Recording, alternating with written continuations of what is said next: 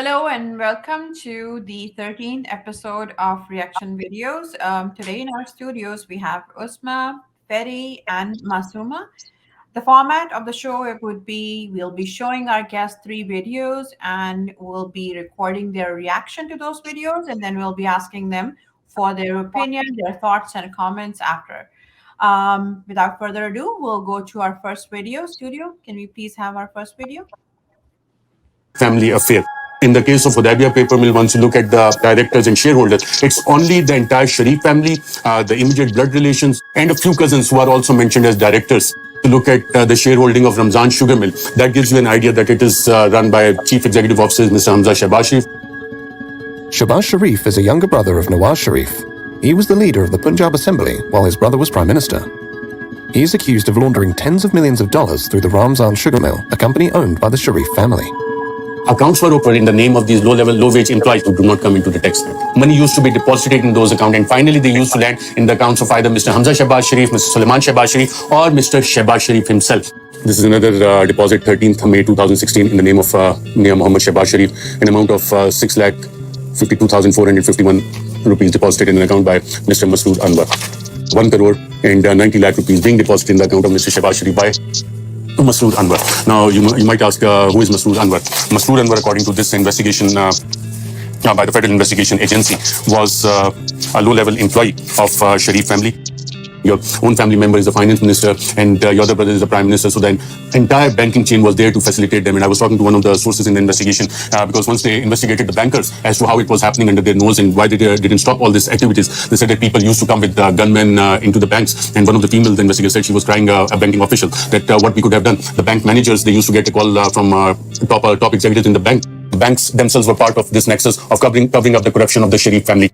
इंतहाई अदब के साथ मोहतरम चीफ जस्टिस साहब, मैं भी आपसे गुजारिश करता हूं कि मैंने भी आपको एक ख़त लिखा था और ये ख़त जब मैंने आपको लिखा था, इसकी जो तारीख है वो तारीख है मोअज़्ज़ज़ चीफ जस्टिस साहब 12 जुलाई 2022 और उस पर जो रजिस्ट्रार थे ये रिसीव भी हुआ था और सुप्रीम कोर्ट रिपोर्टर एसोसिएशन के जो सदर है उन्होंने मुझे बताया कि आपके दफ्तर में उन्होंने ये डिलीवर भी कर दिया था। और इस खत में मैंने आपको मोअज़्ज़ज़ चीफ जस्टिस साहब को नाज़रीन बताया था और ये मैं आपके सामने इस खत का ये अक्स रख रहा हूँ कि मेरे पास इंतहाई मोतबर ज़राए से ये मालूमात आई हैं कि कुछ शरपसंद अनासिर उन्होंने मुझे जाली मुकदमों में मुलव्विस करने का प्लान बनाया है, ना सिर्फ मुझे दीगर सहाफ़ियों को भी उन्हें अगवा करने का, उनको जबरी तौर पे गुमशुदा करने का या उन्हें मारने का, और ये प्लानिंग की है चंद शरपसंद अनासिर ने। मोअज़्ज़ज़ चीफ जस्टिस साहब, ये मैंने आपको 12 जुलाई को ये ख़त आपको भेजा था और इसमें मैंने इस्तदा की थी कि मुझे इंसाफ चाहिए और मुझे अदालत की प्रोटेक्शन चाहिए और मैंने इसमें नाम क्या लिखे थे मोअज़्ज़ज़ चीफ जस्टिस साहब, उसके बाद आप खुद देख लेंगे ये वाक़या। Former Pakistani Prime Minister Imran Khan was one of the first senior officials to visit the Islamabad home of investigative journalist Arshad Sharif, who was killed in Kenya on Sunday night. Many are praising Sharif as a man who dedicated his work to ending corruption and challenging the political elite.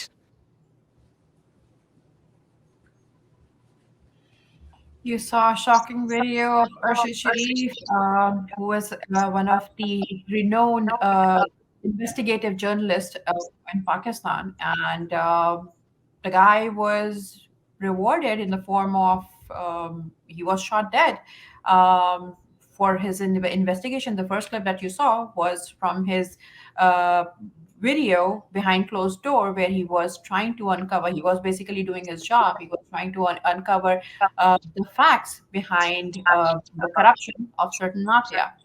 So you saw the video. We'll reach out to you for your comments. Uzma, welcome. And thank you. Thank you, Mavish. Yeah, it really saddens me every time I see that, how this gem of Pakistan was assassinated, basically.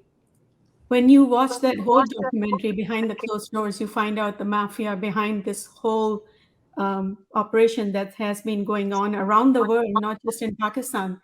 So regime changes are part of it. And Arshad Sharif did a lot to uncover many things. And the closer he got to the truth, the harder it was for them to let him stay alive.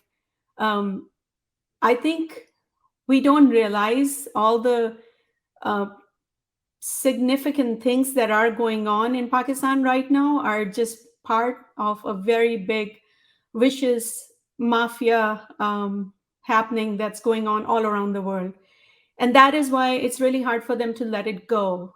That is why they don't want to stop, because they know if they stop, this is it. They will all be exposed. They pretty much are, but more names will come out. More countries, more prominent people, more leaders of the different countries, their names will come out.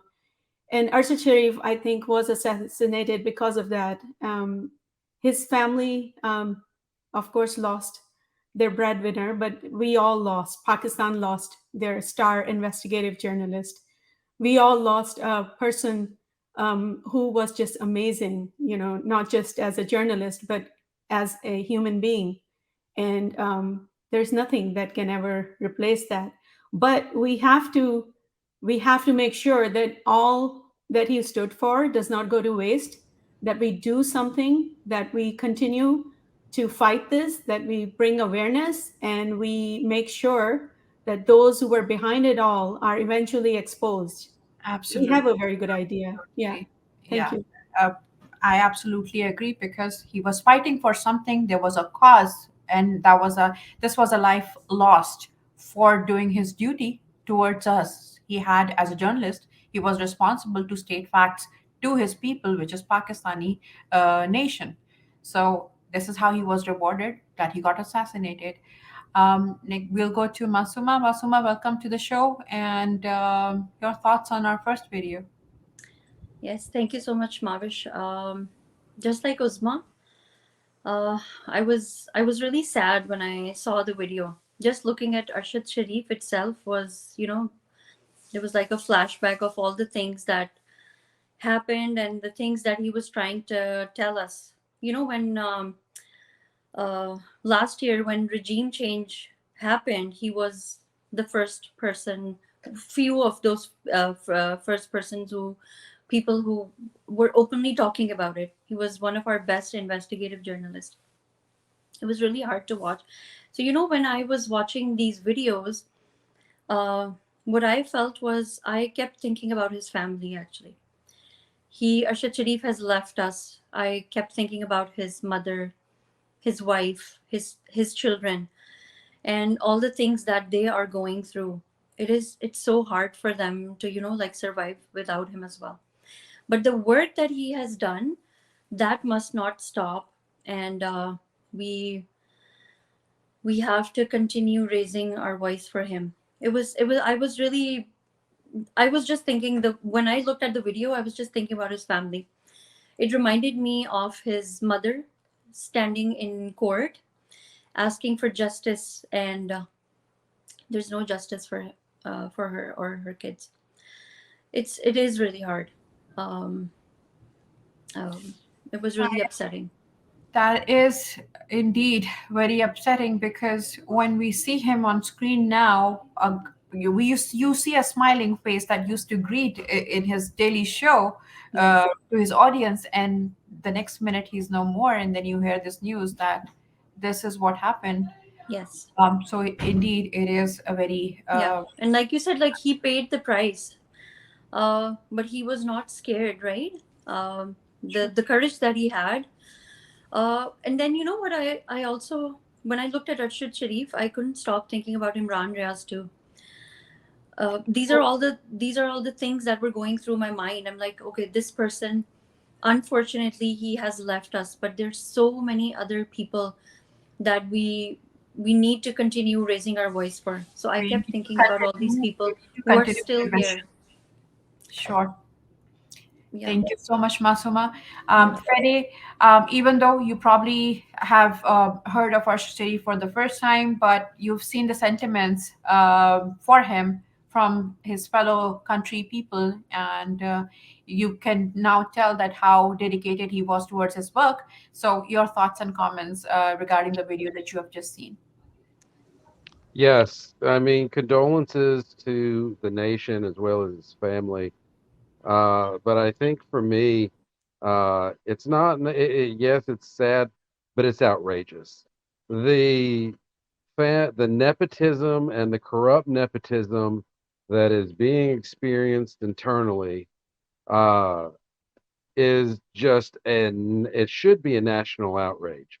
And I believe that there can be justice for this journalism for this journalist, because I think Pakistanis have a national duty. If I very rarely cite any good demonstrations that the Americans do, because it often ends in disruptive trashing of cities and unnecessary violence. But I will cite a page from the anti-fascists of the United States when they in doxing people and finding out who these corrupt politicians are, who these corrupt bankers are, who these corrupt people are. I think Pakistanis as a nation have a duty to out these people anonymously or however they want to do it and continue the work of this journalist, because it doesn't have to end with him. It's not going to end with him. And I think Pakistan really has a national obligation as a unified nation to fight this corruption in being able to out these people and let society deal with it. If you cannot rely on the government, a corrupt government, to do the right thing, sometimes the people need to step up and do it. And I think Absolutely. sooner than later that we're going to need to see that happen. Absolutely. Thank you so much, all of you, for your thoughtful comments. With that, we'll go to our next video. Studio, can we have our next video, please?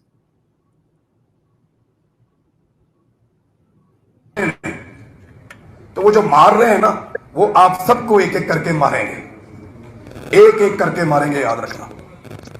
अगर आपने सबने बचना है तो मिलकर बचना है, वरना बारी बारी कुट पह रही है। आज मेरी बारी है, कल आपकी बारी होगी। Thank you very much.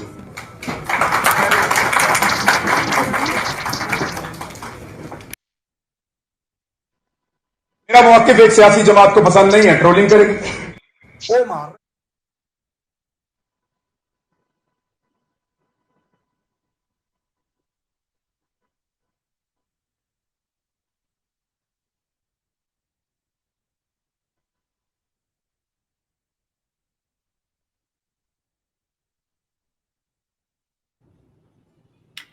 Imran Riaz Khan, another journalist who was continuing the unfinished work of Arshad Sharif. One got assassinated, the other was abducted. Nobody knows his whereabouts. He does not have any cases against him, but no one knows his whereabouts. He hasn't been presented in any court, and we're just demanding for his release. It's just, again, he's just doing his job, and he is being rewarded as in the form of his disappearance. We'll go to Masuma. You first. Yes, Mavish, like I was saying earlier when I was looking at Arshad Sharif's video, I was thinking about him. So, the best thing about Imran Riaz is that the motivational journalism that he does, he tries to inspire others. It's so upsetting that he is also forcefully disappeared now. But looking at the video, I was already, I was talking about Arshad Sharif, and then I could only think about Imran Riaz. So for him as well, we really need to advocate for him. If you look at the background when he was abducted and then when he was disappeared, after that, there have been no court appearances. There's a mockery of justice as well, right? So it's really upsetting. All I can think of is the mockery of justice that is being made. Again, think about his family, think about his wife, his kids. They don't know if he's safe, if he's not. And you know what the worst part is, that in Pakistan, there's a ban on media now. There's not a lot of news. Not other journalists are even trying to raise voice for anyone. So that is upsetting, because all the situation that is piling up, it's just like an undeclared martial law, right? And then his lawyer as well. Rightly said, because we are demanding for the release of these people, and he's just one of so many that they do not have any legal court cases. They're not being appeared. There are no court appearances, and we have absolutely no clue about their whereabouts. Yeah. We'll go to Ferry. You're next. And the planned, I've never heard it framed like that, but planned disappearance, planned abduction. That's a page out of the Americans NDAA and Patriot Act of indefinite detention of citizens. It's outrageous. It's got to stop. People need to be able to have anonymous free space to be able to do the work that they need to do to bring justice to the people and get rid of corruption. And I just think that these kind of disappearances, without a heavy, swift response, will become more commonplace. And it's just something that sets a very dangerous precedent. Thank you so much, Ferry. We'll go to Uzma. Thank you, Mavish. Thank you, everyone. So it's really ironic that when you hear Arshad Sharif talk about it, he knew what was going to happen. He mentioned it. He sent it to the court, to the justice. I'm not sure who he sent it to, but he sent it to one of the main people at the top, letting them know this is what is going to happen, but nothing was done about it. Then Imran Riaz also predicted what was going to happen to him. And again, everybody just kept ignoring it. And even Imran Khan had mentioned so many things that would happen, and they are happening. We all know. But we all are just watching it happen and not doing anything. It tells us everybody sitting at the top right now in Pakistan is part and parcel of the problem. All the positions that are being taken by corrupt people. And Pakistan will gain independence once all these corrupt people are removed. That's the only way about it. Imran Riaz's family, my heart goes out to them. There's so many like him who are right now basically not, there's no information about them. They are all part of the enforced disappearances. And no one knows where they are, what's happening to them, except the same people who are not talking. I just keep asking myself, what can we do? And just like you guys are doing this, I think this is the way to just keep raising awareness, to let the common people around the world know. Because yes, the leaders, many leaders around the world are part of this problem, which is why this is happening. Pakistan has the backing of those leaders, which is why this is happening. And the common people around the world need to know so they can vote for better people next time around, all around the world. Otherwise, countries like Pakistan will keep paying the prices for losing their amazing, amazing talent this way. And kudos. I absolutely agree with you, Uzma, and that's probably one of the reasons behind the recent brain drain in Pakistan, that a lot of people intellectuals, they're trying to leave the country because they don't feel safe here. And as you have seen, we have two different stories, but it's kind of a similar script. Both are actually warning and requesting the government to provide them with the protection that was never provided, rather than it seems like it got facilitated by some resources, some powerhouses, and otherwise, disappearance and an assassination that planned. It's not the job of a common man, or there has to be masterminds or some really very organized planning behind these assassinations and disappearances. We'll go to our third and the last video. Being is lucky. Sometimes during their life, they will ask themselves two questions. One, what is the purpose of my existence? And two, what happens to me after I die? And if they are luckier, they will find the answers in spirituality. Because science does not answer these two questions. In the spiritual world, it is not that I should live as a selfish life. which is what, if I wanted, I could have lived a very comfortable, selfish existence. In the spiritual world, you are responsible. The more the Almighty gives you, the more responsibility you have towards other human beings. Hence, my life turned from first to build a hospital for poor people, and then to enter politics and build a welfare state. So it is all part of that spiritual journey which comes from asking these two questions. Life and death is in Almighty's hands. And all you have in your hands is effort. We human beings, all we have is the ability to struggle. Whether we succeed or not is not in our hands, it's in Almighty's hands. So I do not fear death, I don't fear failure. All I know is that I will try my best, and once I've tried my best, I leave it to the Almighty. So whatever is His decision, I'll accept it as the will of God.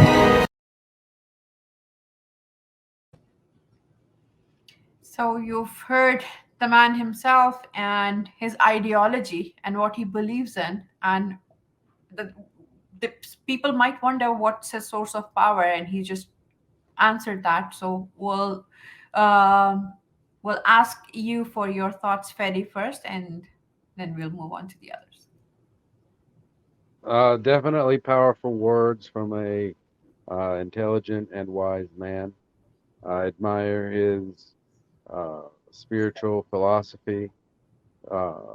We all have really great potential, but really how it's seen through is up to the Almighty.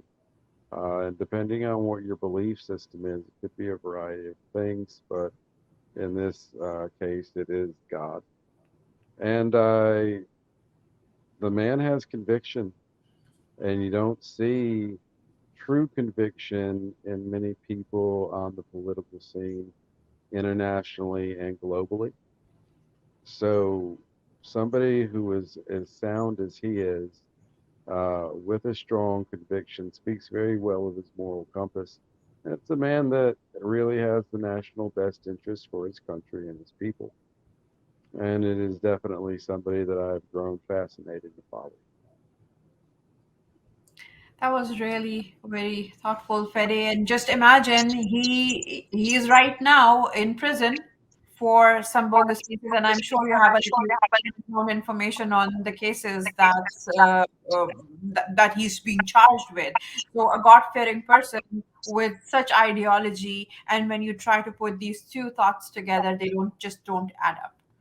So thank you for your comments, and we'll go to Uzma next. Thanks, Mavish.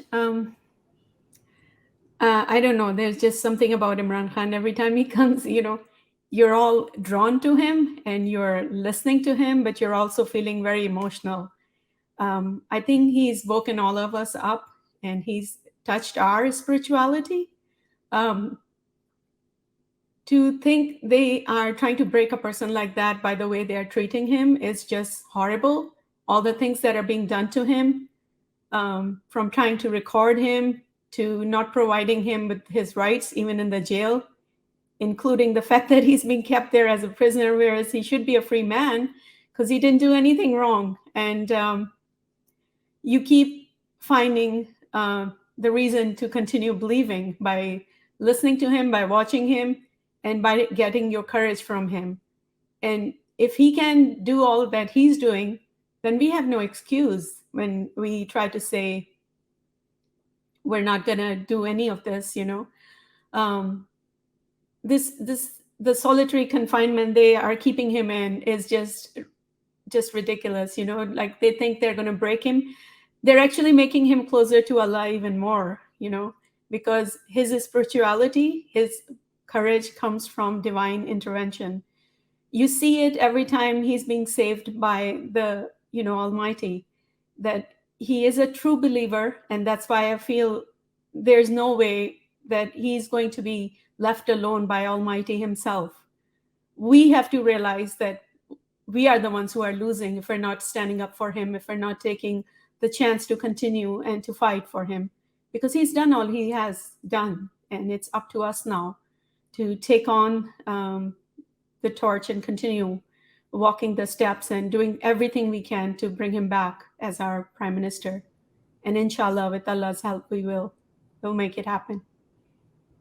Thank you so much, Usma, and I absolutely agree. And he's the man with faith, with spirituality. He's resilient, and he has given us hope, and that's his source of power. And like you said, I would agree that they are keeping him in that solitary confinement because they want to break him. But with a man with such strong beliefs, it's impossible. And I guess they would be surprised too, because I guess he's in there, and they thought they're good. The plan is to weaken him, but he's going to come out stronger.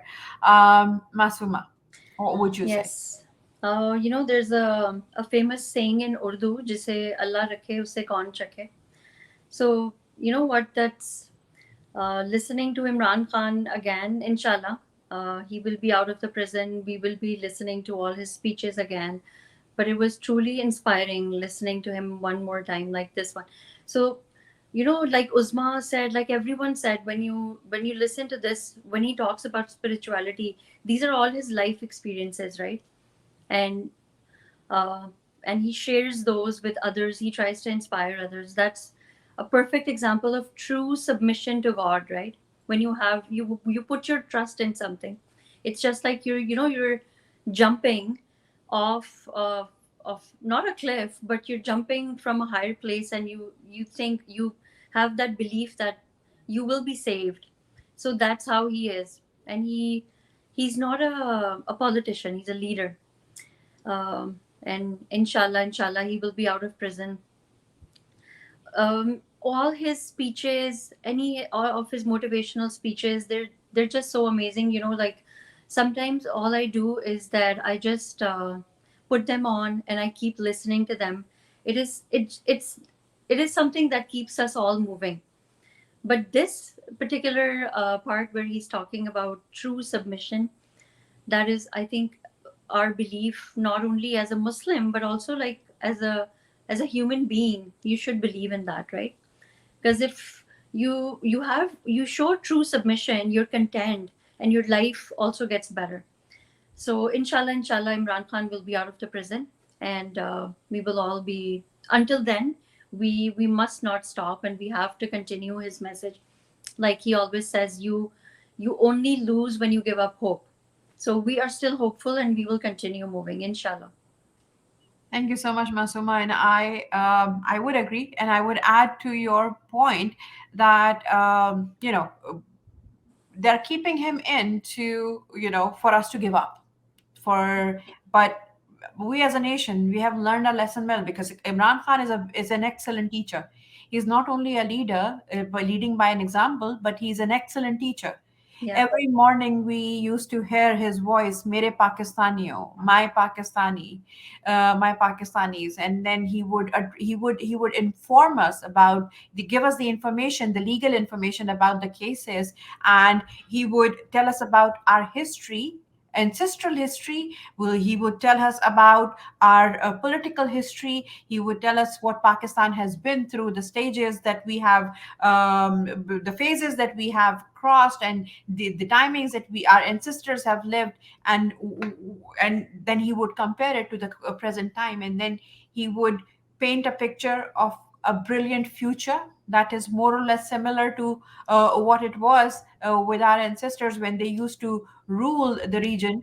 And I guess he has given us that hope. He has shown us that dream, and during that short tenure of his, he has given us a little example of that as well. So we do know that it is possible, and that's what every Pakistani's belief is right now.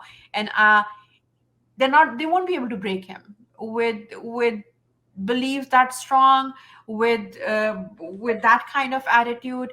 It's impossible for anyone to break him. And I guess since a leader leads by example, and we have him as an example in front of us, it is now our duty to fulfill his mission. They're just keeping him in because particularly for Freddie, because we've been following Pakistani news on regular basis, but they're not even allowing him to appear in court, so that because we He gain can't even. Wow. they won't let him appear in court. You cannot hear him. He's in solitary confinement. On all those bogus cases, even the judicial system, some of the judges would say that, hey, these cases stand no chance. But the only reason for keeping him away from the public eye is to break that hope, that strength, that nation that he has built in the past 27 years of his life. So, with that said, thank you so much, all three of you, for joining us this evening.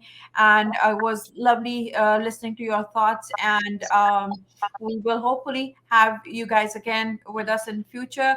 And as for our viewers watching our program, if you would like to be a part of our show, please leave a comment under this video, and one of our team members would be reaching out to you, and you can be a part of our show as well. Thank you so much, Uzma, Fedi, and Masuma. Have yourself a lovely evening.